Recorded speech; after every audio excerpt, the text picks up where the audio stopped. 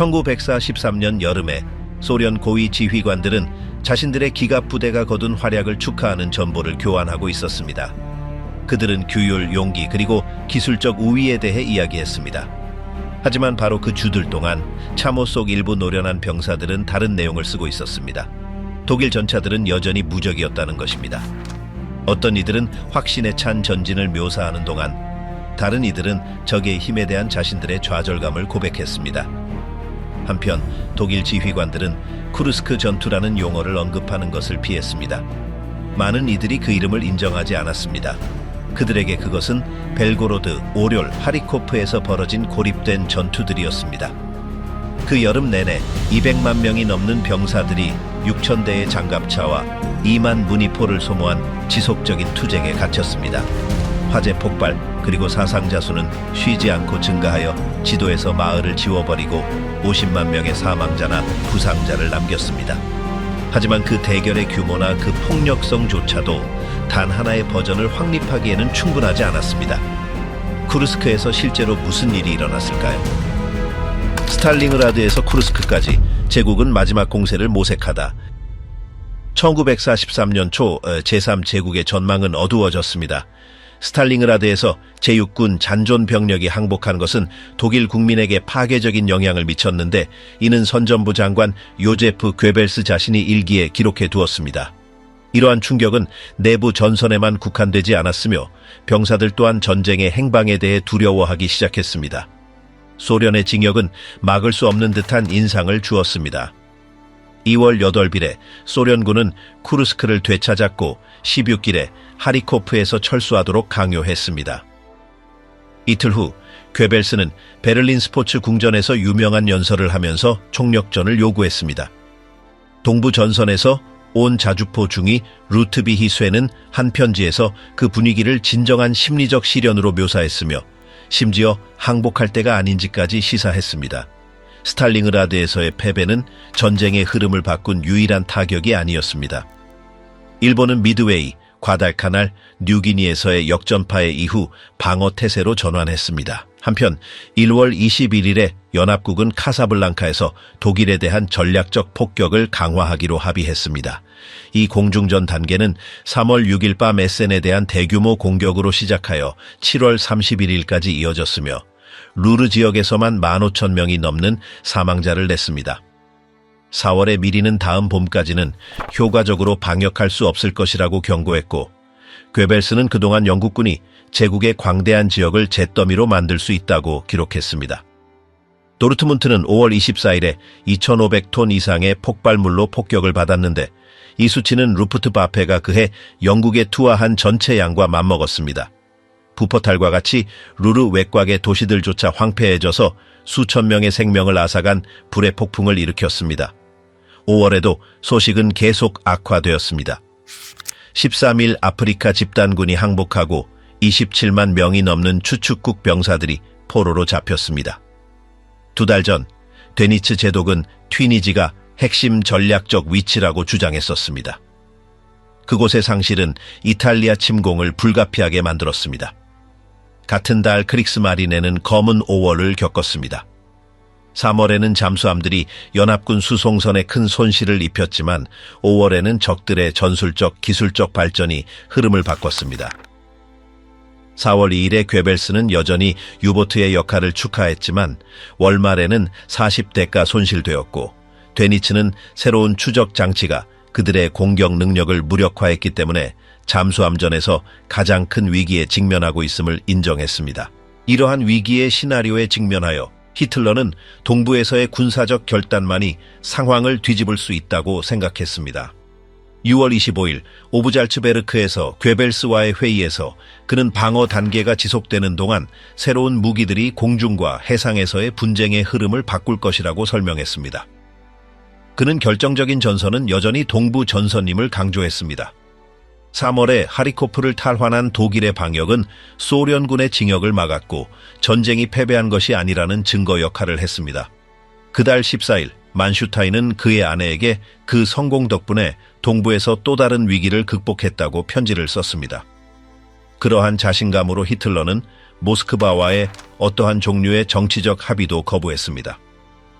5월 7일 당의 지역 지도자들에게 한 연설에서 괴벨스는 총통이 제3제국이 유럽을 지배할 것이며 그 승리가 세계적 리더십으로 이어질 것이라는 확신을 표명했다고 기록했습니다. 7월 1일 히틀러는 장군들 앞에서 동부에서의 투쟁은 생존 공간을 위한 것이며 그것 없이는 독일이 존속할 수 없음을 재확인했습니다. 그것은 단순히 이데올로기만의 문제는 아니었습니다. 동부 지역은 돈바스의 석탄과 같은 핵심 자원을 제공했습니다. 게다가 제3제국은 점점 더 많은 노동자를 필요로 했고 이를 위해 점령된 영토의 주민들에게 의존했습니다. 이러한 필요는 심지어 군사 계획에도 영향을 미쳤습니다. 1943년의 목표 중 하나는 노동력으로 사용하기 위해 소련군 병사들을 포로로 잡는 것이었습니다. 1941년과 1942년에는 200만 명의 포로를 굶어 죽게 내버려 두었지만 이제는 그들이 살아있는 상태로 필요했습니다. 동부 전선은 또한 상징적 중요성을 가졌습니다. 1941년과 1942년에 유럽 유대인들에 대한 대량 학살이 그곳에서 자행되었습니다. 1942년 중반까지 독일 국민은 이미 이러한 범죄를 알고 있었고 보복에 대한 두려움이 커졌으며 이는 국민을 저항으로 당열시키려 했던 선전 자체에 의해 부추겨졌습니다. 이러한 두려움은 소련의 성공이 강제 노동자들의 사기를 북돋았을 때 더욱 커졌습니다. 2월 25일자 친위대 보안국 보고서는 동방 노동자들의 규율과 업무 성과가 저하되고 있다고 지적했습니다. 이들은 복수에 대해 공공연히 이야기했습니다. 한여로 고용된 많은 여성들은 심지어 자신들을 잘 대우해준 독일 가족들을 감사의 표시로 살해하겠다고 위협했습니다. 1940년에 내무인민위원회에 의해 살해된 수천 명의 폴란드 장교들의 시신이 발견된 카틴 숲의 집단 매장지 발견으로 패배감은 더욱 심화되었습니다. 4월에 괴벨스는 이 발견을 이용하여 소련의 잔악 행위 가능성에 대한 공포를 부추겼습니다. 승리에 대한 확신은 베스트팔렌 주지사인 콜보우와 같은 노련한 당원들 사이에서도 줄어들었는데 그는 3월에 모든 것이 독일이 그 여름에 소련에게 결정적인 일격을 가할 수 있는지 여부에 달려 있다고 썼습니다. 누적된 실패와 증가하는 사상자로 인해 지휘부는 동부에서의 전략을 재고해야 했습니다. 1941년과 1942년에 실패한 작전들이 최근의 패배와 합쳐지면서 소련군보다 먼저 공격할지 아니면 그들의 공세를 기다릴지 결정해야 했습니다. 선제 공격은 충돌 지점을 선택할 수 있게 하는 반면 방어 태세는 적을 소모시킨 후 방역을 허용할 수 있었습니다. 소련이 스탈링그라드에서 그리고 만슈타인이 하리코프에서 사용했던 이 두 번째 옵션을 독일군은 후방그로부터의 일격이라고 불렀습니다. 만슈타인은 이 기동을 봄이나 여름에 반복할 것을 제안했습니다. 그는 2월 3일에 참모총장 차이틀러에게 히틀러에게 전달하도록 메시지를 보냈습니다. 그 메시지에서 그는 적을 멜리토폴 드네프로페트로프스크 선으로 유인하고 북쪽 측면을 공격하며 철도망을 사용하여 둘로 나눌 것을 제안했습니다. 그런 다음 남서쪽으로 방향을 틀어 아조프에까지 압박하는 것이었습니다. 하지만 이를 위해서는 쿠르스크와 브리안스크 근처의 철도 요충지를 확보하고 병력을 보존하기 위해 제때 철수해야 했습니다. 하지만 그 철수는 승인되지 않았습니다. 히틀러는 자원 때문에 중요한 돈바스를 포기하는 것을 거부했습니다. 게다가 3월 3일에 소련군은 만슈타인이 필수적이라고 여겼던 철도 요충지인 리곱을 탈환했습니다. 2월 18일 회의에서 히틀러는 이미 그 해에 대규모 작전을 벌이는 것에 대한 거부감을 표명했습니다. 그의 생각은 위험을 피하고 소규모 공격에 국한하는 것이었습니다. 3월 5일의 또 다른 회의에서 그는 기갑 사단들이 강화되어 진흙탕 계절이 지난 후에 행동할 준비를 갖추어야 한다고 단언했습니다. 그의 대규모 계획을 실행할 수 없게 되자 만슈타인은 초기 공격을 고려하기 시작했습니다. 3월 8일 그는 소련의 공세의 선수를 치기 위해 중부 집단군과 남부 집단군의 공동작전을 제안했습니다. 남부의 부대들은 하리코프 지역에서 북쪽으로 진격하고 제2군의 일부는 수미, 북쪽에서 남서쪽으로 진격하는 것이었습니다. 그것은 쿠르스크 남쪽을 향한 작은 집계형 공격이었습니다. 이틀 후 더 야심찬 버전이 제기되었지만 그것은 만슈타인이나 히틀러로부터 나온 것이 아니라 중부 집단군 사령관인 폰 클루게로부터 나왔습니다. 3월 10일 폰 클루게는 제2기갑군 사령관인 슈미트 장군에게 전화를 걸었습니다. 그는 소련의 침입으로 인해 발생한 전선의 틈을 메우도록 요청했습니다. 이를 위해 그는 최근 르제프 돌출부에서 철수한 모델에 제구군을 추가하고 오렬 남쪽에서 쿠르스크를 향해 공격을 감행할 계획이었습니다. 슈미트는 서면으로 그의 군대가 브리안스크에서 소련군을 저지하느라 바빴으며 간신히 전선을 유지하고 있을 뿐이라고 답했습니다. 해빙기 이전에 공격 집단을 편성하는 것은 실행 불가능했습니다. 그럼에도 불구하고 그는 오렬 남쪽에서 하르코프에서 온 병력의 지원을 받아 진흙탕 계절이 끝나면 쿠르스크를 공격할 수 있는 더 강력한 부대를 만들 것을 제안했습니다. 이 아이디어는 본질적으로 미래의 치타델레 작전의 시초였습니다. 바로 그날 밤 클루게는 슈미트에게 다시 전화하여 그의 제안이 현명해 보인다고 말했습니다. 그런 다음 그는 모델과 통신하여 해빙기가 시작되었기 때문에 즉각적인 공세를 시작하는 것은 불가능하며 따라서 제구군을 오렬 남쪽으로 이동하는 것은 연기될 것이라고 알렸습니다. 3월 11일 히틀러는 자포로제에 있는 남부 집단군 본부를 방문했습니다. 만슈타인은 진흙탕 이전에 쿠르스크 돌출부를 제거할 것을 주장했지만 히틀러는 그것이 미래의 소규모 공격을 방해할 것이라고 주장하며 반대했습니다. 그는 지금은 대규모 작전을 할 때가 아니며 적은 침입과 새로운 무기를 통해 약화되어야 한다고 주장했습니다. 만슈타인은 그의 일기에 두 사람이 서로 다른 언어로 이야기하고 있다고 기록했습니다. 그는 작전 용어로 생각했고 히틀러는 숫자와 물자로 생각했으며 그런 식으로 아무것도 달성되지 않을 것이라고 했습니다. 이틀 후인 3월 13일 히틀러는 스몰렌스크에 있는 중부 집단군 본부로 갔습니다. 차이틀러, 클루게, 그리고 슈미트를 포함한 다른 장군들이 참석했고 슈미트가 그의 계획을 설명했습니다.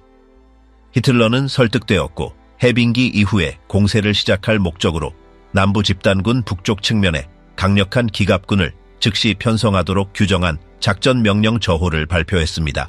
이 계획은 하르코프에서 북쪽으로 제2기갑 지역에서 온 병력과 협력하여 공격하는 것으로 구성되었습니다. 이렇게 해서 치타델레 작전이 공식적으로 탄생했습니다. 슈미트가 그 주도자였지만 클루게와 히틀러는 프로젝트의 대부 역할을 했습니다. 일부 통념과는 달리 슈미트는 그 회의에서 히틀러를 모욕하지 않았습니다. 만약 그랬다면 총통의 반응은 즉각적이고 폭력적이었을 것입니다. 사실 괴벨스는 히틀러가 중부 전선의 지휘부에 대해 만족하며 돌아왔다고 기록했습니다. 슈미트가 몇 주 후에 직위에서 해임되고 9월에 퇴역했다는 것은 사실입니다. 하지만 이는 반역죄로 체포된 그의 형 한스 틸로에게 보낸 난처한 편지들 때문이었습니다. 괴벨스는 그 편지들을 읽은 후 히틀러가 배신감을 느꼈다고 썼습니다. 그럼에도 불구하고 슈미트의 계획은 폐기되지 않았습니다. 히틀러는 다음 몇 주 동안 다른 선택지들을 계속 평가하겠지만 결정은 이미 진행 중이었습니다. 세 가지 길과 하나의 기동, 치타델레의 탄생. 1943년 3월 13일의 봄 해빙기 이후에야 쿠르스크에 대한 집계형 공격을 정하는 지침이 발표되었습니다. 그럼에도 불구하고 만슈타인은 가능한 한 빨리 행동할 것을 주장하며 적의 돌출부를 지체 없이 제거하도록 참모본부를 압박했습니다. 18일, 그는 차이틀러에게 전화하여 자신의 관찰에 따르면 중부 집단군 좌익과 우익 전선 앞에 있는 적은 더 이상 중대한 위협을 나타내지 않는다고 전달했습니다. 그는 큰 저항 없이 쿠르스크를 점령하는 것이 가능하다고 믿었습니다. 차이틀러는 히틀러가 독일이 통제하는 영토로 침투하는 전선 돌출부 내에서 하르코프 남동쪽에 있는 추구 F에서 이지움으로 향하는 공세를 선호한다고 답했습니다. 히틀러는 소련군이 드네프르강으로 진격하여 자신이 필수적이라고 생각했던 지역인 돈바스를 고립시킬 수 있다고 우려했습니다.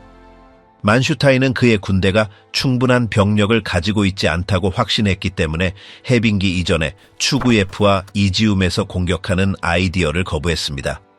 이틀 후인 3월 20일 그는 쿠르스크로 진격할 적기이며 중부 집단군의 지원이 필요하다고 주장하기 위해 참모본부작전 참모장인 호이징거와 연락했습니다.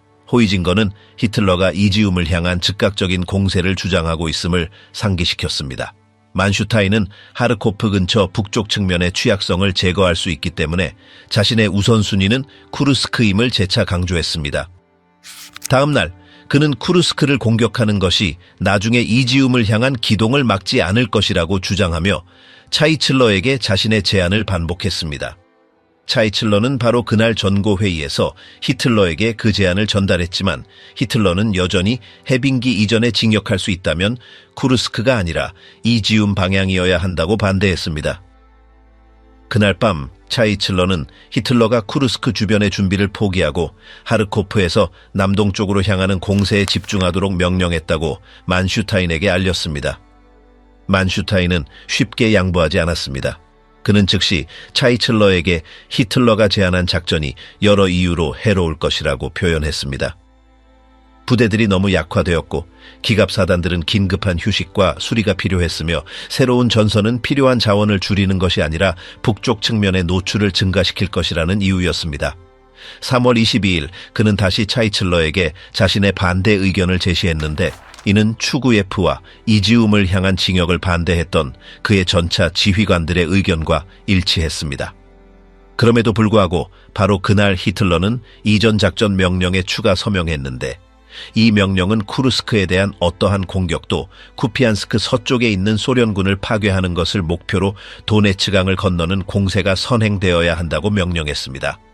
적어도 만슈타인은 추구예프와 이지움을 향한 공격을 해빙기 이후로 연기하는 데 성공했습니다. 결국 만슈타인은 그 결정을 따라야 했습니다. 3월 23일 그는 제1기갑군과 캠프 분견대에게 추구예프, 이지움, 쿠피안스크로 형성된 삼각지대에서의 작전 준비를 시작하도록 명령했습니다. 4월 중순에 시작되어야 할 이 작전은 암호명 하비히트를 받았습니다. 다음 날 중부 집단군은 제2군, 제2기갑군, 제9군에게 하비히트, 시작 직후 쿠르스크에 대한 협력 공격을 위한 자체 준비를 시작하도록 지시했습니다. 이 명령에서 주요 작전의 암호명인 치타델레가 처음 등장했으며 잠정적인 날짜는 1943년 5월 1일이었습니다. 곧 하비히트에 대한 반대 의견이 제기되었습니다. 3월 24일 이 공세에 할당된 두 군의 참모장들은 소규모 공격을 연속적으로 감행하는 것이 병사들에게 휴식을 주는 것을 방해할 것이라고 결론 내렸습니다. 그들은 더 크지만 더 늦은 공세를 선호했습니다.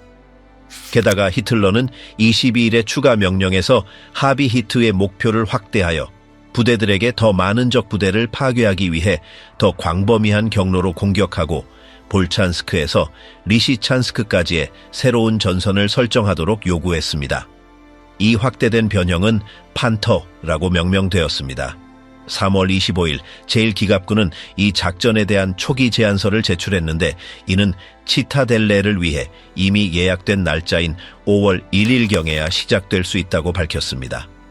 이는 판터가 사전 단계가 아니라 대안이었음을 확인시켜 주었습니다. 3월 27일 방문 동안 만슈타인은 제1기갑군 사령관인 폰 마켄젠과 판터가 하비히트보다 더 많은 가능성을 제공한다는 점에 동의했습니다.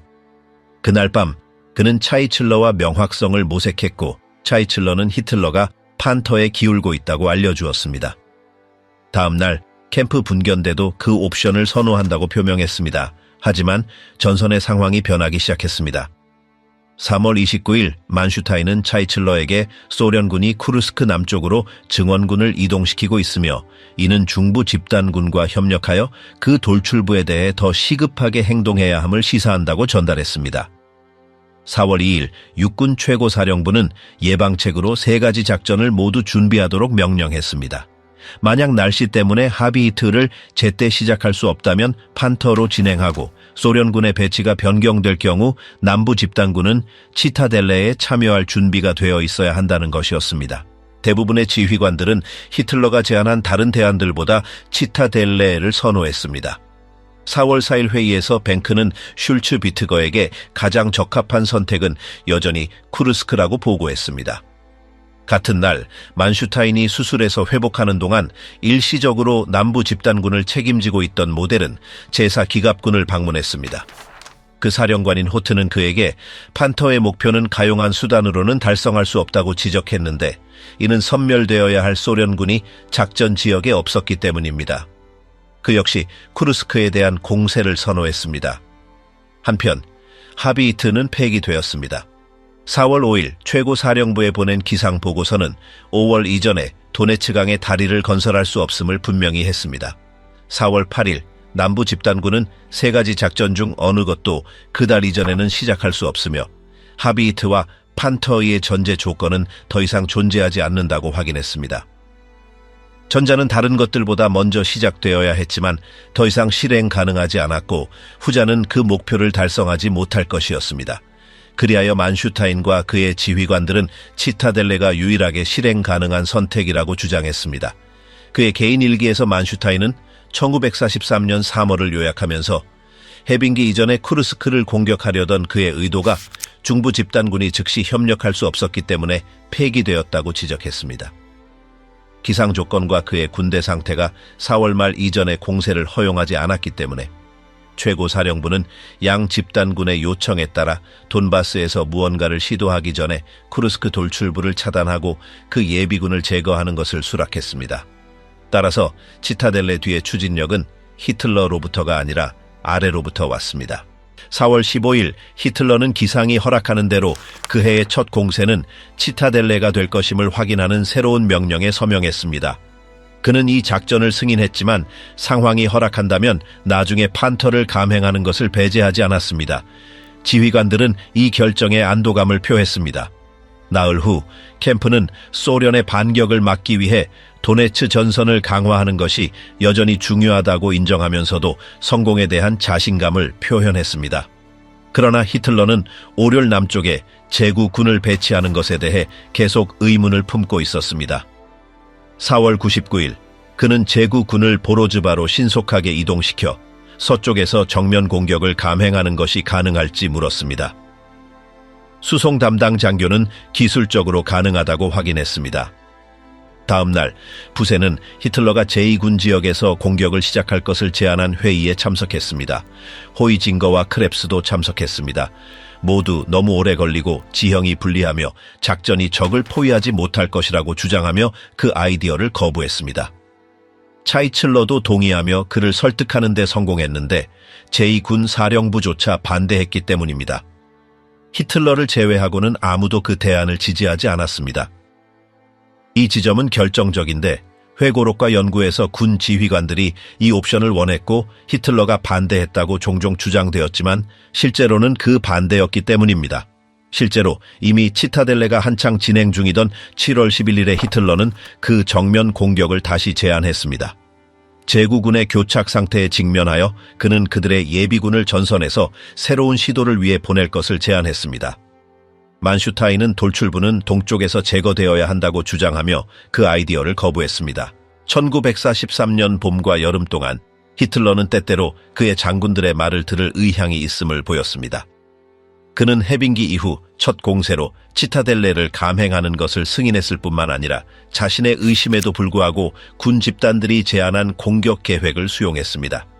하지만 시작이 지연되고 가용 병력이 소련의 방어선을 쉽게 뚫을 수 없다는 것이 명확해지자 다른 제안들이 다시 나왔습니다. 5월 7일 괴벨스와 만난 후 그는 총통이 쿠르스크에서 제한적인 공세를 고려하고 있지만 소련군이 먼저 공격하도록 내버려 두는 것을 배제하지 않는다고 썼습니다. 5월 23일 그는 그의 일기에 이 가능성을 다시 언급했습니다. 그럼에도 불구하고 히틀러만이 회의적이었던 것은 아닙니다. 6월 1일 만슈타인은 자신의 의구심을 편지로 표현하며 더 광범위한 공격으로 카스토르네를 향해 진격하거나 아니면 적의 공세를 기다렸다가 방역할 것을 제안했습니다. 차이틀러는 그 아이디어를 평가했지만 중부 집단군이 참여할 수 있는지 확인해야 했으며 이는 불가능했습니다. 마침내 6월 99일 이 집단군은 판세를 기울게 한 분석을 제시했습니다.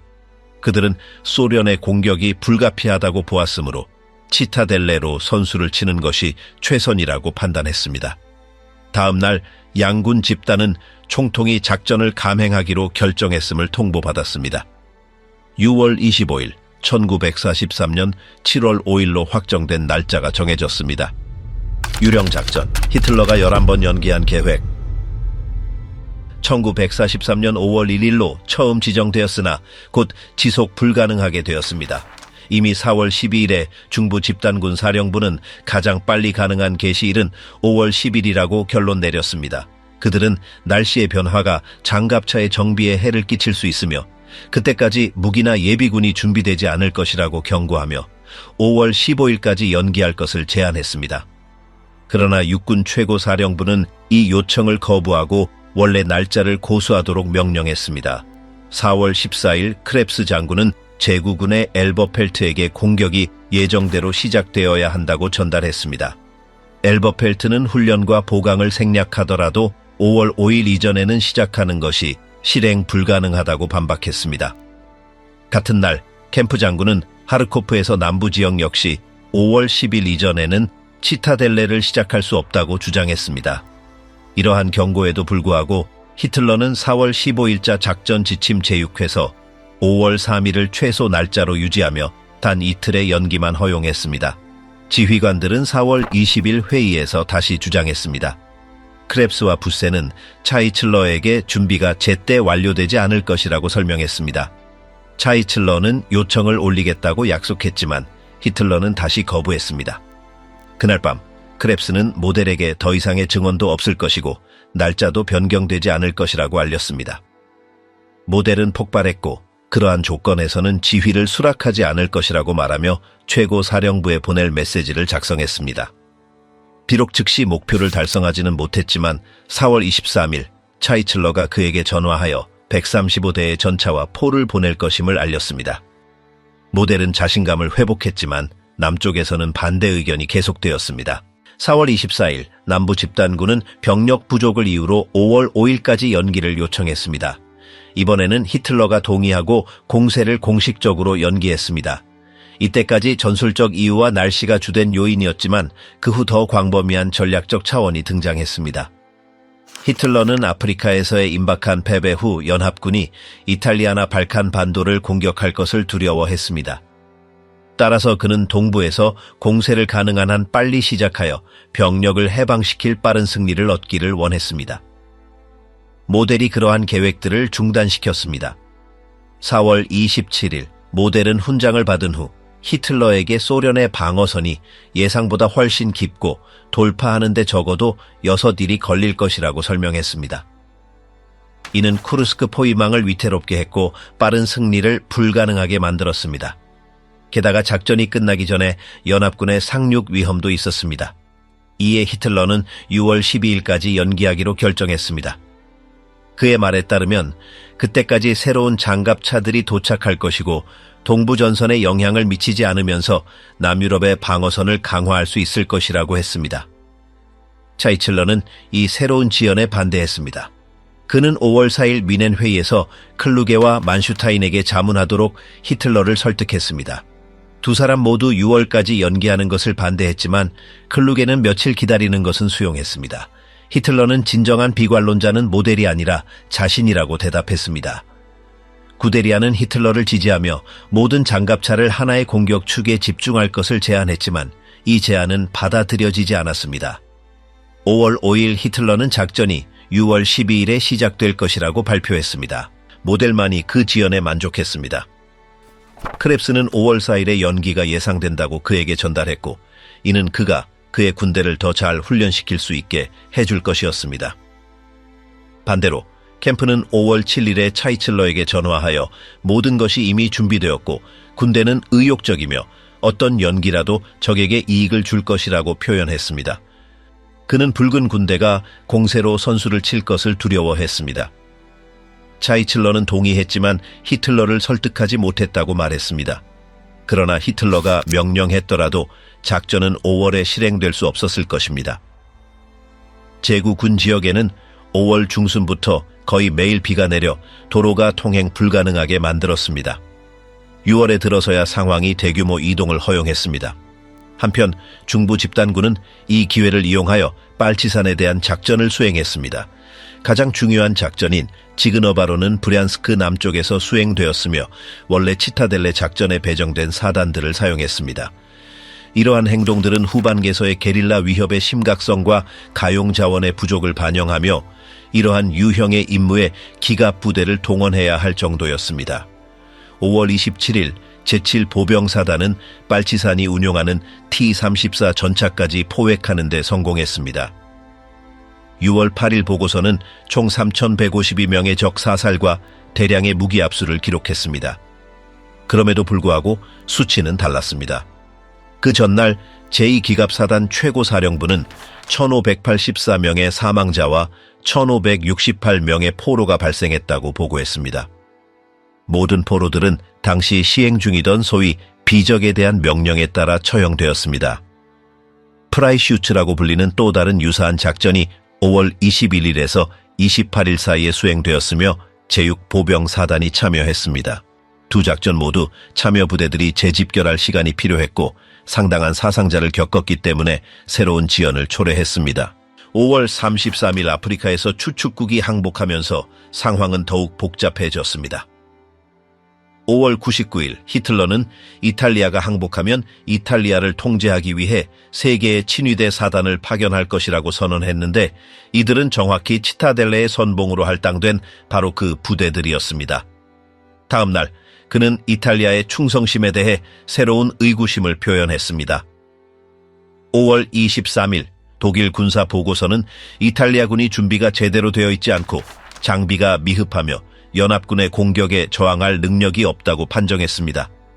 이는 6월 11일에 판텔레리아가 총 한 발 쏘지 않고 항복했을 때 확인되었습니다. 람페두사와 리노사도 같은 길을 따랐습니다. 독일 지휘관들에게는 이것이 굴욕이었습니다. 괴벨스는 공중 공격만으로 요새가 점령된 것은 처음이라고 기록했습니다. 6월 말이 되어서야 히틀러는 서부로 파견된 독일군이 이탈리아를 안정시켰고 이탈리아인들이 전쟁을 포기하더라도 동부에서 병력을 뺄 필요가 없을 것이라고 확신했습니다. 5월 10일 최고사령부는 이미 6월 10일이 확정된 날짜가 아니라 가장 빠른 가능한 날짜라고 경고했습니다. 6월 1일에는 작전이 25일 이전에 시작되지 않을 것이라고 전달되었습니다. 6월 5일에는 20일이 새로운 날짜로 잠정적으로 설정되었고 다음 주에 최종 결정을 내리겠다고 약속했습니다. 이는 16일까지 오지 않았고 그때서야 18일부터 답변이 있을 것이라고 통보되었습니다. 이 지연은 단순히 군사적 또는 병참적 이유에만 기인한 것이 아니었습니다. 히틀러는 소련이 먼저 공격하기를 선호했습니다. 5월 23일 괴벨스는 이 전술을 한 해만 너 먼저 해, 너는 큰 부츠를 신었잖아 라는 문구로 요약했습니다. 6월 6일 구데리안을 만난 후 그는 구데리안이 5월 공세가 취소된 것을 기뻐했다고 썼습니다. 구데리안에 따르면 한 달을 기다릴 때마다 1000대의 전차가 추가되는 것과 같았습니다. 대조적으로 동부의 지휘관들은 조속히 시작하거나 전면 취소할 것을 압박했습니다.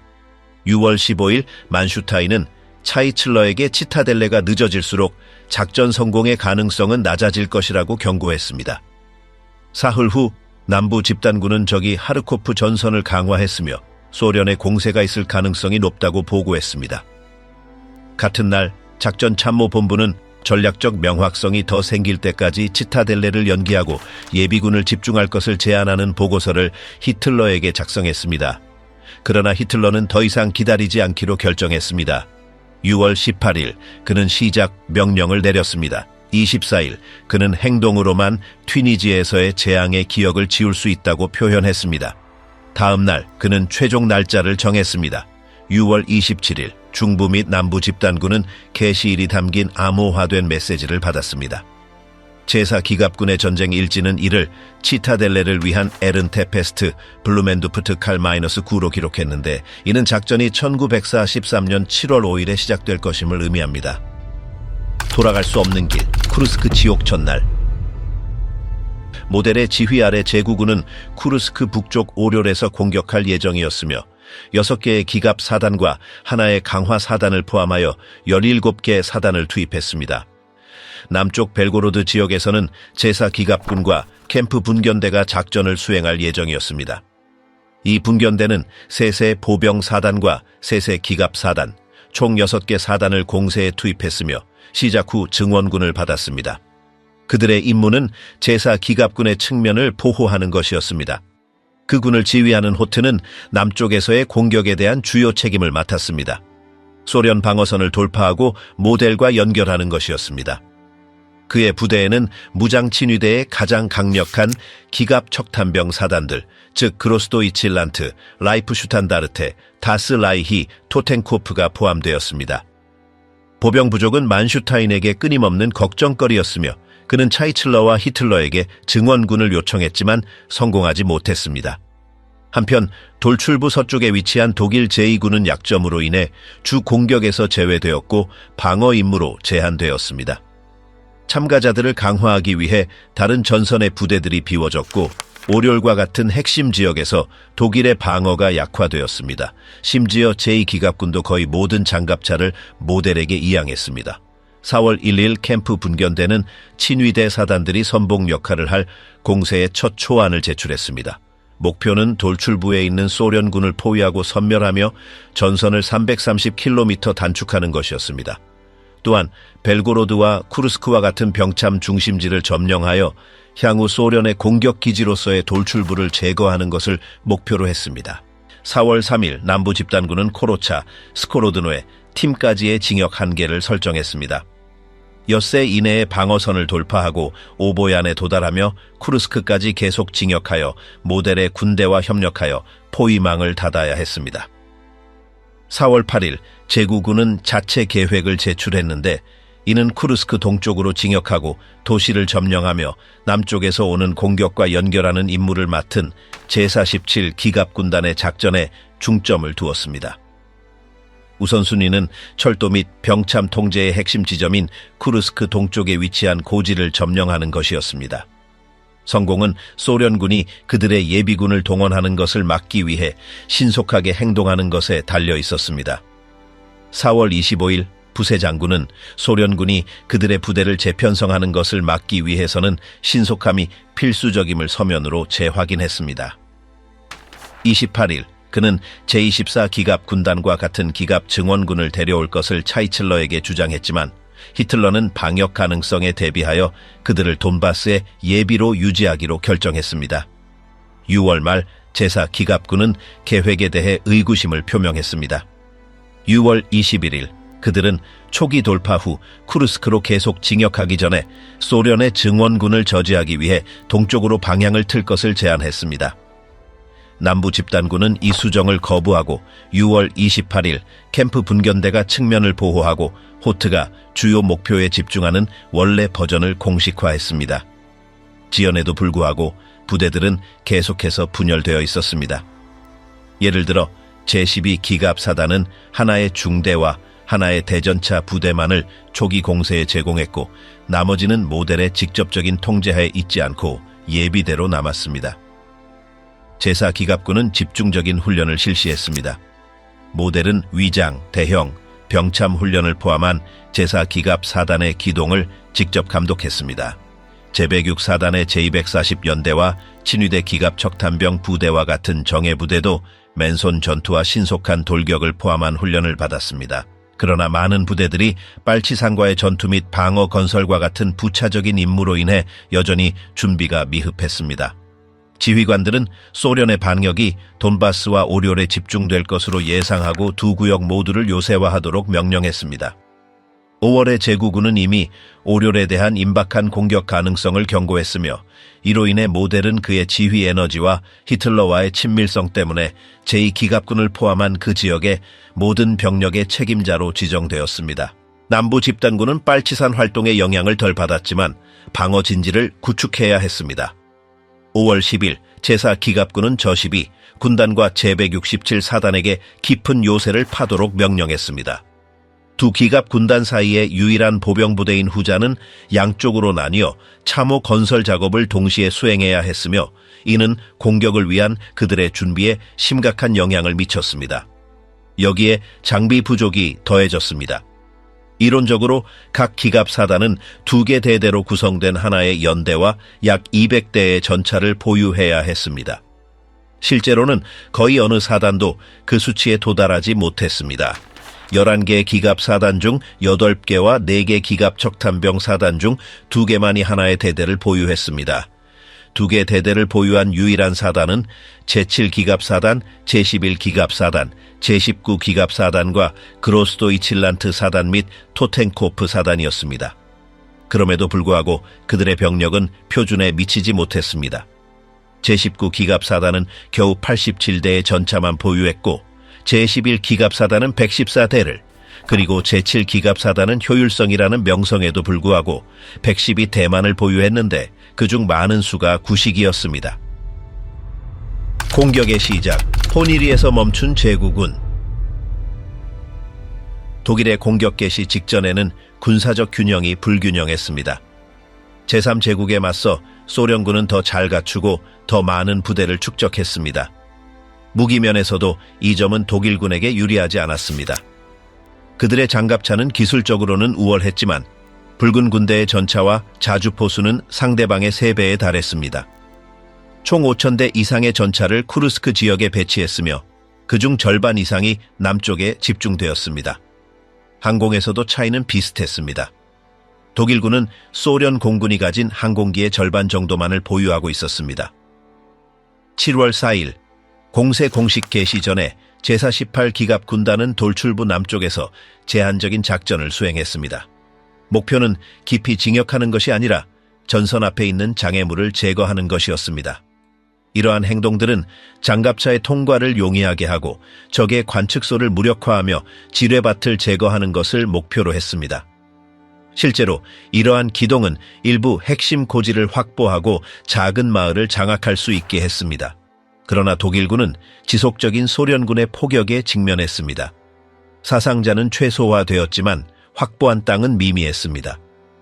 소련군 방어자들의 보여준 저항은 독일군에게 쉽지 않은 임무가 될 것임을 분명히 했습니다. 7월 4일에서 5일로 넘어가는 밤 동안 붉은 군대는 독일 공세의 시작을 예상하여 구체적인 조치를 취했습니다. 가로챈 신호와 부대 이동은 간과되지 않았습니다. 그 결과 적 진지에 대한 예방적 포격이 명령되었습니다. 포병 사격은 새벽 전에 시작되었으며 독일군이 그들의 부대를 집중시키고 있다고 의심되는 지역을 겨냥했습니다. 이 작전의 영향은 제한적이었지만 어느 정도 혼란을 야기했고 일부 독일 지휘관들에게 초기 이동을 지연하도록 강요했습니다. 동시에 적 전선에 대한 소련의 항공 정찰이 강화되어 장갑 집결지를 탐지하고 방어 준비를 조정할 수 있었습니다. 7월 5일 새벽 양측은 정면 대결을 할 준비가 되어 있었습니다. 루프트바페는 후방의 소련 진지에 대한 정확한 공격으로 항공 지원 작전을 시작했습니다. 동시에 소련군은 적 폭격기가 작전하는 기지를 무력화하는 것을 목표로 자체적인 공세를 개시했습니다. 몇 시간 동안 쿠르스크 상공은 끊임없는 공중전의 무대였습니다. 격추 수치는 출처에 따라 다르지만 양측 모두 상당한 손실을 입었습니다. 독일 항공은 일부 적 구역을 교란하는 데 성공했지만 완벽한 제공권을 얻지는 못했습니다. 그 대신 소련 공군은 하루 종일 그들의 작전 능력을 유지했습니다. 바로 그 7월 5일 독일 제9군은 쿠르스크 돌출부 북쪽에서 공세를 시작했습니다. 공격은 소련 전선에 대한 강렬한 포병 폭격으로 시작되었습니다. 중포는 요새 참호 지뢰밭을 파괴할 목적으로 여러 시간 동안 수천 발의 포탄을 발사했습니다. 예비 공격이 끝난 후 보병과 기갑부대는 적 전선을 향해 진격했습니다. 하지만 진격은 예상보다 느렸습니다. 지뢰밭과 소련의 단계적 방어선이 초기 돌파력을 저해했습니다. 게다가 지형은 전차의 이동을 방해하는 자연장애물로 가득 차 있었습니다. 소련군은 포병의 교차 사격과 기관총 진지의 지원을 받는 다중 전선으로 구조화된 방어로 대응했습니다. 대전차 및 대인지뢰는 독일군의 진격을 둔화시켰고 공병들은 적의 포격 아래에서 지형을 제거해야 했습니다. 일부 전술적 진전에도 불구하고 제9군은 적진 깊숙이 침투하는 데 실패했습니다. 기갑부대는 소모전에 갇혔고 정복한 땅 1m마다 시간과 생명을 희생해야 했습니다. 보병, 전차, 포병 간의 협력은 방어 전선을 돌파하기에 충분하지 않았습니다. 가장 동쪽의 구역들에서 독일군은 보조 공격으로 적의 주의를 돌리려 했습니다. 이러한 기동은 소련군을 분산시키고 다른 구역에서 주된 징역을 용이하게 하는 것을 목표로 했습니다. 그러나 소련 정보부는 이러한 움직임을 신속하게 탐지하고 핵심 지점에 병력 집중을 유지했습니다. 특히 포니리 구역에서는 극도로 격렬한 전투가 벌어졌는데 소련군의 저항은 맹렬했고 독일군 사상자는 급격히 증가했습니다. 그 지점을 위한 전투는 북부 구역에서 가장 격렬한 교전 중 하나가 되었습니다. 한편 소련 포병은 전방 관측병이 제공한 정보로 조준을 조정했습니다. 이는 적 병력 및 차량 집결지에 대한 정밀 포격을 실행할 수 있게 했습니다. 개활지로 진격하는 독일 부대는 소련군의 포격에 끊임없이 노출되었으며 이는 공격 전선의 방해를 초래하고 빈번한 재편성을 강요했습니다. 적의 압력은 험난한 지형 및 지뢰밭과 결합되어 제구군의 병력을 놀라운 속도로 고갈시켰습니다. 공세적 추진력을 유지하려는 노력에도 불구하고 독일 지휘부는 진역을 늦출 수밖에 없었습니다. 사상자는 증가했고 손상된 차량은 누적되었으며 보급이 문제가 되기 시작했습니다. 7월 5일이 끝날 무렵 제구군의 공세는 제한된 목표를 달성하지 못했습니다. 소련 전선은 대부분의 구역에서 온전했으며 진역은 계획된 것에 비해 미미했습니다. 독일군은 저항이 예상보다 조직적이고 깊다는 것을 이해하기 시작했습니다. 야간 회의에서 지휘관들은 전술적 접근 방식을 변경할 가능성에 대해 논의했지만 최고사령부는 돌출부 북부 전선에 대한 압력을 계속하도록 주장했습니다.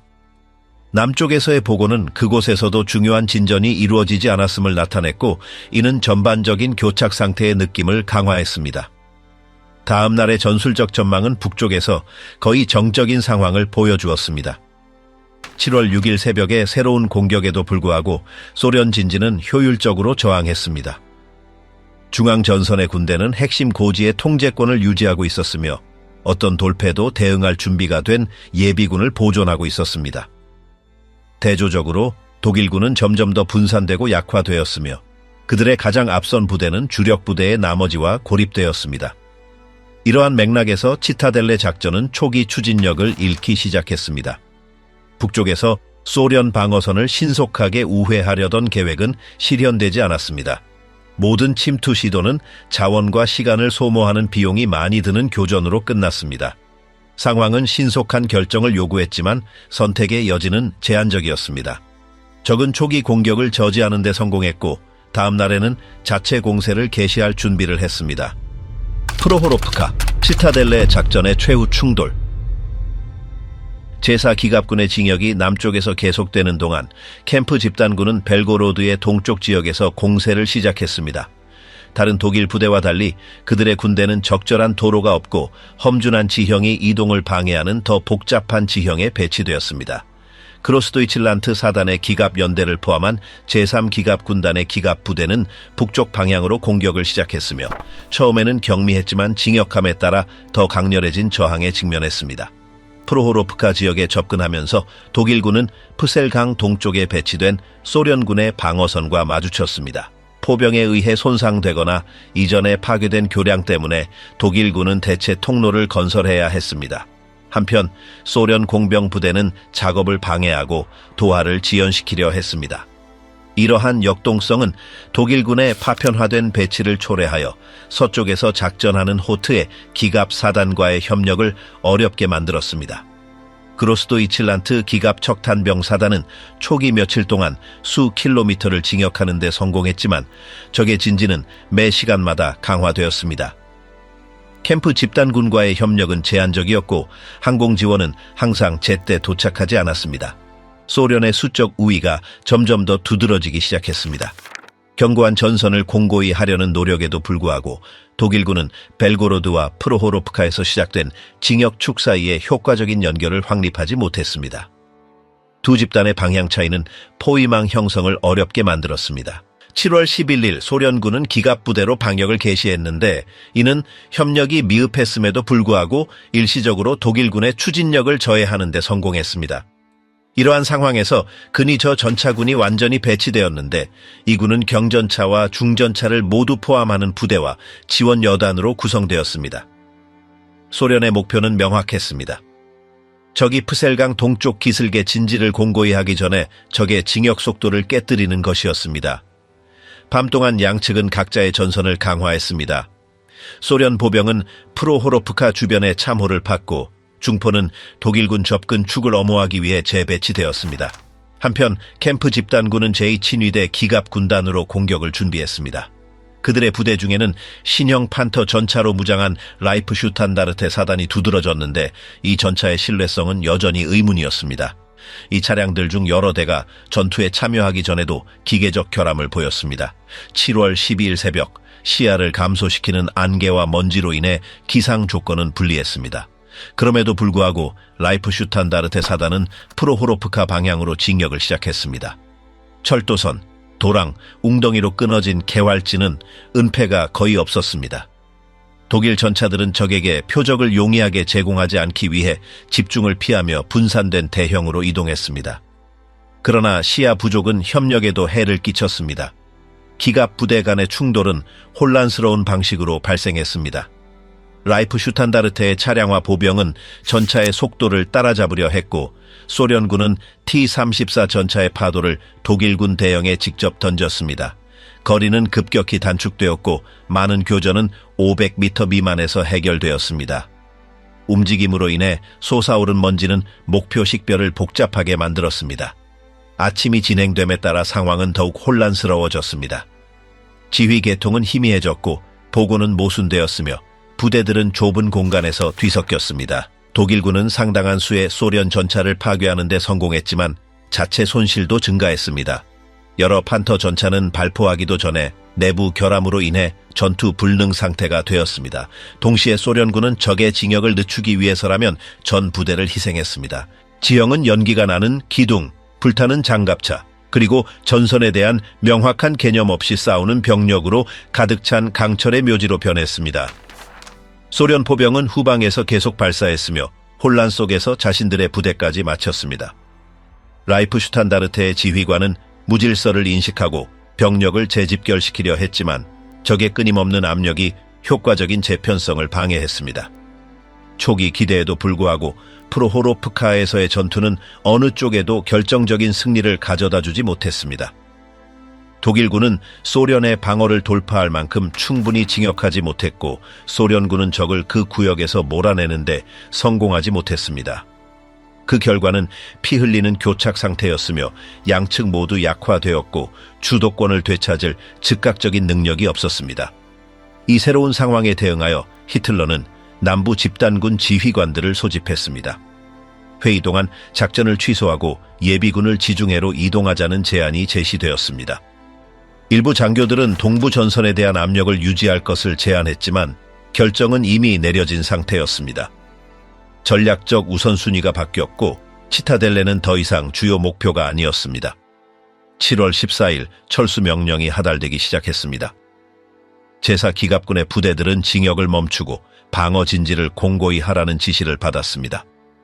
캠프 집단군도 마찬가지였는데 그들은 벨고로드 동쪽의 전선을 확보하고 가능한 전술적 철수를 준비해야 했습니다. 취소는 공식적인 발표 없이 형식화되었지만 지휘부에서는 공세가 끝났음이 명백했습니다. 치타델레의 갑작스러운 종료는 군사적 균형의 깊은 변화를 인정하는 것을 의미했습니다. 1941년 이래 처음으로 붉은 군대는 대규모 독일 공격을 저지하고 그들의 진지를 유지하는 데 성공했습니다. 주도권이 넘어가기 시작했습니다.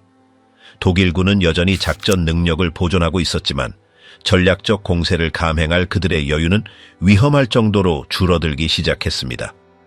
7월 17일 최종 보고서는 치타델레 작전이 중단되었음을 확인했습니다. 공식적인 종료 보고서가 없었음에도 불구하고 현장의 부대들은 공세적 노력이 멈췄음을 이해했습니다. 그 순간부터 동부에서의 전쟁은 독일의 방어적 성격을 띠게 되었습니다. 사단들은 철수하고 재집결하며 다가올 일, 즉 이미 진행 중이던 소련의 방역에 대비하기 시작했습니다.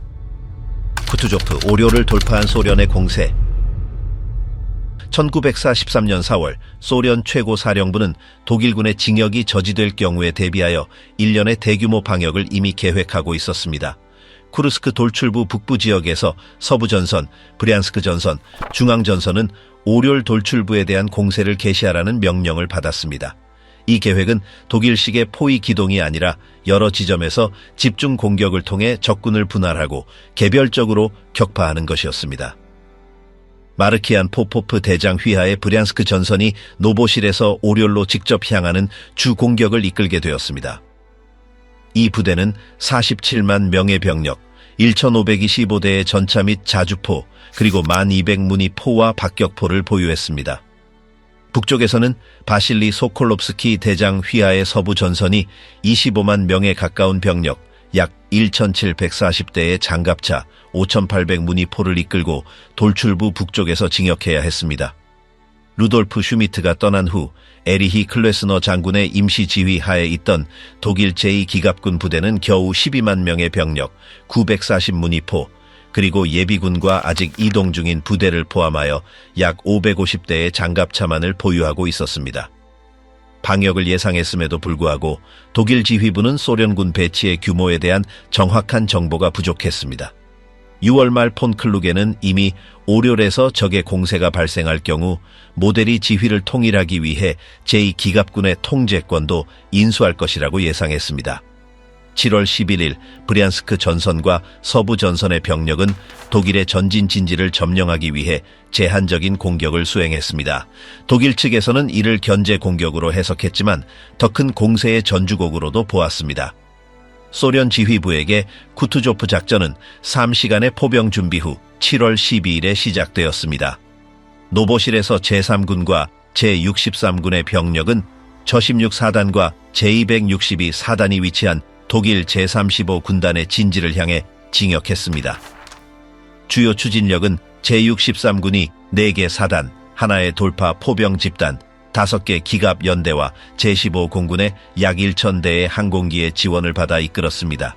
노보실 서쪽의 독일 방어선은 저항했고 소련군은 60대의 전차를 희생하고서야 약간의 땅을 얻었습니다. 보로프 지역에서 소련 제61군은 독일 제208 보병사단을 공격하여 외서 6km의 진격을 달성했습니다. 북서쪽 울랴노보에서는 상황이 위태로워졌습니다.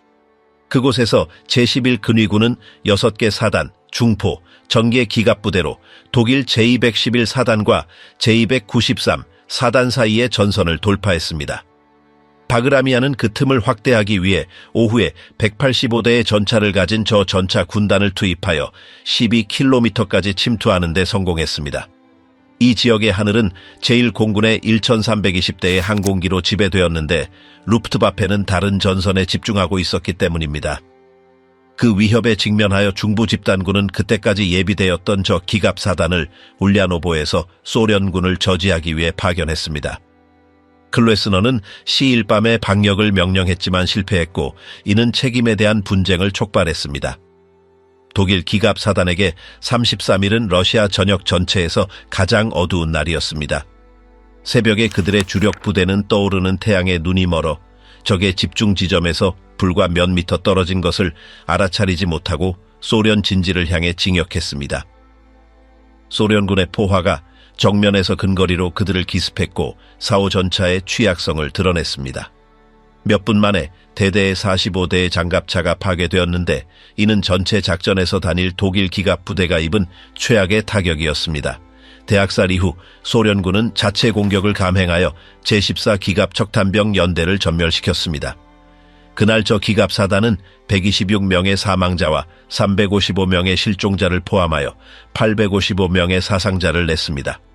오후에 바그라미아는 200대 이상의 전차를 가진 제1전차 군단과 제1근위 소총사단을 투입했는데 이들은 깊은 저항 없이 20km 이상의 틈을 열며 독일 전선을 돌파했습니다.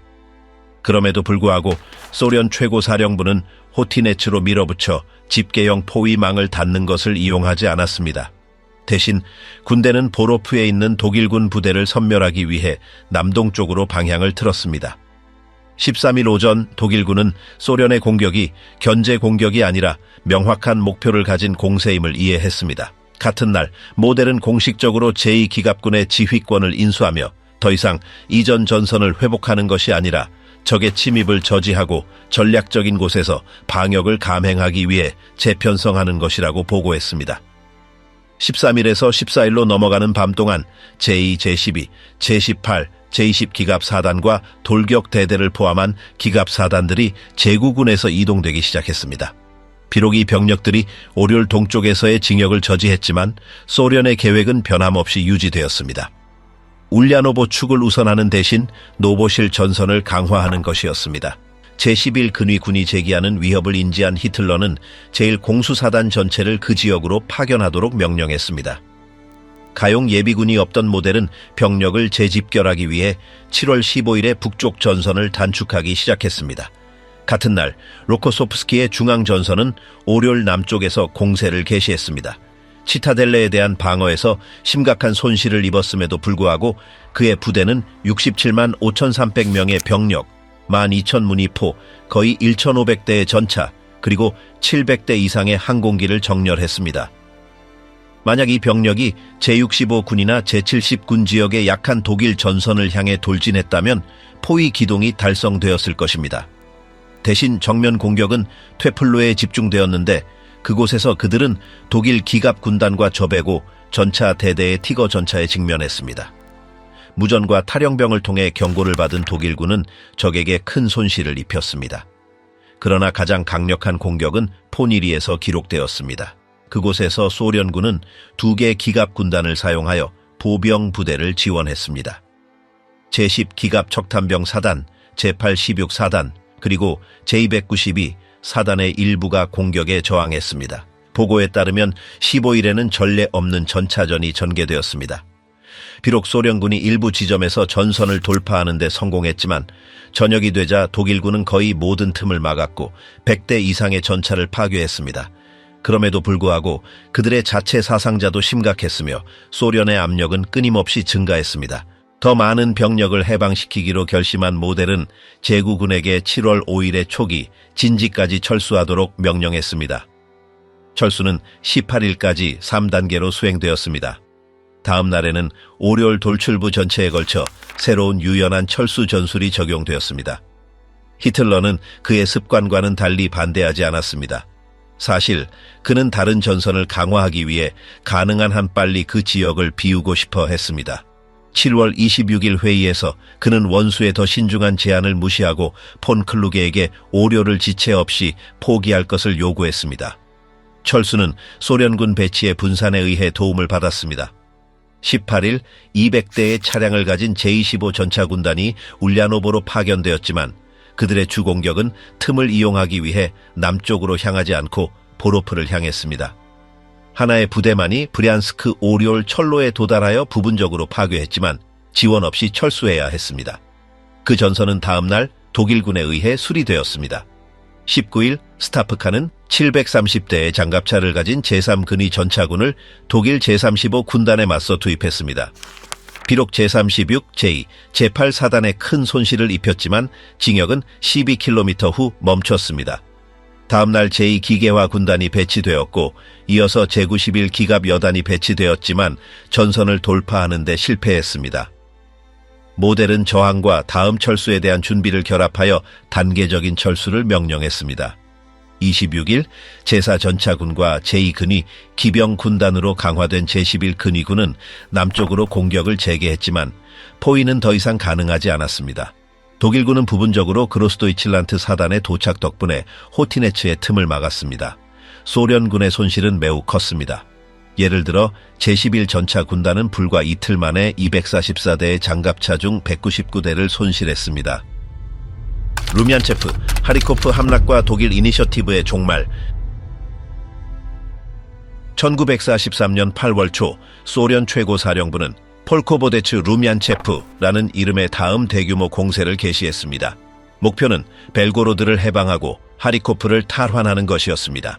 할당된 병력은 보로네시 전선과 스텝 전선으로 약 100만 명의 병력, 2,500대 이상의 전차, 약 3,000대의 항공기를 집중했습니다. 그들 앞에 있던 독일군은 제4 기갑군과 캠프 분견대에 소속되었습니다. 비록 남부 집단군이 여전히 상당한 자원을 보유하고 있었지만 소련군은 거의 모든 전선에서 상당한 수적 우위를 가지고 있었습니다. 공격은 8월 3일에 대규모 포격과 전차의 즉각적인 배치로 시작되었습니다. 벨고로드 지역의 독일 방어선은 첫 시간부터 여러 지점에서 돌파되었습니다. 같은 날 소련 기갑 부대는 20km 이상 서쪽으로 진격했습니다. 이틀 후 스텝 전선의 군대가 벨고로드를 해방했습니다. 동시에 소련 사단의 추진력은 제4 기갑군을 포위할 위협을 가했습니다. 포위를 피하기 위해 독일군은 남쪽으로 후퇴했습니다. 8월 8일 공세는 새로운 힘으로 계속되었습니다. 소련군은 빠른 돌파 전술에 이어 기계화 부대의 깊은 진역을 사용했습니다. 8월 11일 소련 기갑사단은 이미 하리코프 문턱에 있었습니다. 캠프 분견대의 병력은 도시 교외에서 저항했지만 적의 협력 공격은 진지를 유지하는 것을 불가능하게 만들었습니다. 도시 지역에서의 전투는 8월 12일에 시작되어 일주일 이상 계속되었습니다. 독일 지휘부는 기동부대로 그 지역을 강화하려 했지만 동부 전선 전체의 전략적 상황은 더 이상 장기적인 효과적인 방어를 유지하는 것을 허용하지 않았습니다. 8월 20일 지속적인 시가전 끝에 붉은 군대는 하리코프를 탈환했습니다. 8월 23일 도시는 완전히 소련의 통제에 놓였습니다. 이 패배는 그 지역에서 드네프르강 동쪽의 독일의 안정적인 존재의 최종적인 종말을 의미했습니다. 하리코프 함락 후 남부 집단군은 도네츠강 너머로 철수할 선택밖에 없었습니다. 전선 전체가 서쪽으로 후퇴하기 시작했습니다. 독일 참모본부는 자체 공세 능력이 훼손되었고 전략적 이니셔티브가 소련의 손으로 넘어갔음을 인정했습니다. 동시에 붉은 군대 최고 사령부는 독일의 약점을 이용하기 위해 새로운 작전 움직임을 조직했습니다. 1943년 여름의 교전 동안 누적된 손실은 매우 높았습니다. 쿠르스크 돌출부 지역과 이후의 소련 공세에서 독일군은 사망, 부상, 실종을 포함하여 20만 명 이상의 사상자를 입었습니다. 여기에 수백 대의 전차, 포, 항공기 손실이 더해졌습니다. 기갑사단은 심각하게 소모되었습니다. 그로스도이칠란트 기갑 적탄병 사단과 같은 일부 부대는 며칠 만에 대부분의 차량을 잃었습니다. 소련 측에서도 사상자 수는 상당한 인적 비용을 반영했습니다. 같은 기간 동안 25만 명이 넘는 사상자가 기록되었지만 소련의 교체 능력은 계속해서 높았습니다. 제한된 수의 기동사단에 의존했던 독일 지휘부와는 달리 붉은 군대는 파괴된 부대를 몇 주 안에 재편성하고 중단 없이 공세를 계속할 수 있었습니다. 이후 몇 주 동안 독일 최고사령부는 쿠르스크 전투의 결과와 그 결과를 분석했습니다. 절대적인 합의는 없었지만 많은 장교들은 공세가 소련 방어선의 깊이와 초기 공격에서의 전술적 협력 부족으로 인해 실패했다는 데 동의했습니다. 내부 문서에서는 적 전선이 예상보다 잘 준비되어 있었고 독일군 부대가 고갈되기 전에 작전 목표를 달성하지 못했다는 것이 인정되었습니다. 정치적 수준에서는 치타델레 작전 취소와 하리코프 상실이 독일 지도부에 신뢰돼 깊은 영향을 미쳤습니다. 히틀러는 좌절 후 며칠 동안 공개 석상에 나타나는 것을 피했습니다. 공식 매체는 하리코프 철수를 침묵시키고 동부 전선 상황에 대한 보도를 최소한으로 제한했습니다. 괴벨스는 그의 일기에 당 지도부 사이의 사기가 상당히 악화되었다고 기록했습니다. 소련에게 쿠르스크에서의 승리는 전환점을 의미했습니다. 처음으로 붉은 군대는 대규모 독일 공세를 저지하는 데 성공했으며 이후 성공적인 방역을 개시하여 중요한 도시 중심지를 탈환했습니다. 소련 언론은 이 성과를 소련의 새로운 군사력의 이미지를 공고히 하는 데 사용했습니다. 공식 담론에서 쿠르스크는 베를린으로 향하는 길의 시작을 상징했습니다. 전략적 측면에서 쿠르스크 전투는 1941년 이래 독일군이 유지해왔던 군사적 균형의 최종적인 붕괴를 의미했습니다. 이 작전 후 독일군은 동부 전선에서 주도권을 잃었고 거의 모든 구역에서 방어 태세를 채택할 수밖에 없었습니다. 사단들은 더 이상 전선의 다른 지점을 위험에 빠뜨리지 않고 새로운 공세를 수행할 충분한 수단을 갖고 있지 않았습니다. 독일 공세 노력의 붕괴는 국제적인 인식에도 영향을 미쳤습니다. 서방연합국은 이 결과를 독일 국방군이 더 이상 대규모 공세 작전을 유지할 능력이 없다는 신호로 해석했습니다. 이 결론은 노르망디 상륙 작전의 준비를 가속화했고 워싱턴, 런던, 모스크바 간의 군사협력을 공고히 했습니다. 다음 달에는 소련군의 작전이 점점 더 강렬하게 계속되었습니다. 폴타바, 키예프, 지토미르가 새로운 목표가 되었습니다. 1943년 여름의 저녁은 독일 기갑 4단을 돌이킬 수 없을 정도로 약화시켰고 이들은 더 이상 이전 해와 같은 효율성으로 적의 진격을 저지할 수 없었습니다. 쿠르스크에서의 교전과 그 즉각적인 결과에 대한 최종 균형은 동부에서의 전쟁이 단계를 바꾸었음을 분명히 했습니다. 더 이상 기동 전선이나 섬광 같은 징역이 아니라 붉은 군대의 끊임없는 압력이 단계적으로 독일의 방어 구조를 해체하고 있었습니다. 모든 후퇴는 적의 회복 능력을 약화시켰습니다.